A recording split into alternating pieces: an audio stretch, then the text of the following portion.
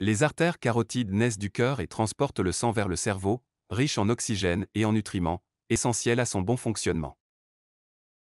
Au niveau du cou, les artères carotides primitives se divisent en deux, la carotide interne et la carotide externe. On parle, à cet endroit, de bifurcation carotidienne. Parfois, des plaques de graisse, de calcium et de fibres se forment sur les parois des artères, elles encrassent et diminuent leur calibre, réduisant le flux de sang qui y circule. On appelle cela une sténose.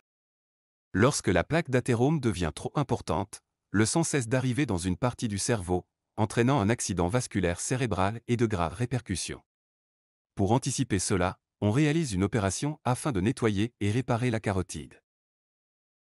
L'opération se déroule soit sous anesthésie générale, ce qui veut dire que vous dormirez pendant toute l'opération, soit sous anesthésie loco-régionale, ce qui veut dire qu'on endort seulement la zone du cou à opérer.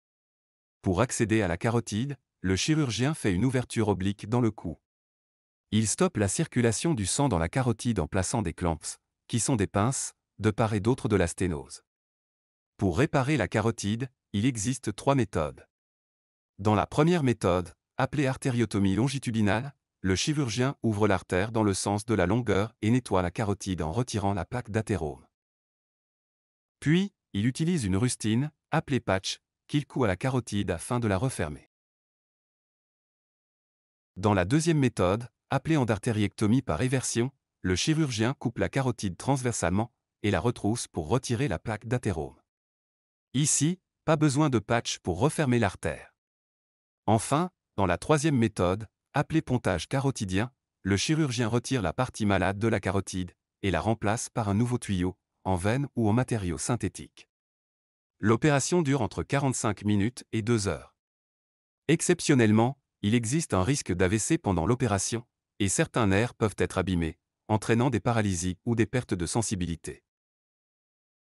Après l'opération, vous resterez hospitalisé quelques jours. De retour chez vous, il est important de prendre régulièrement les médicaments prescrits par votre chirurgien et d'avoir une bonne hygiène de vie afin de conserver les bénéfices de votre opération. Au final, il s'agit d'une opération importante.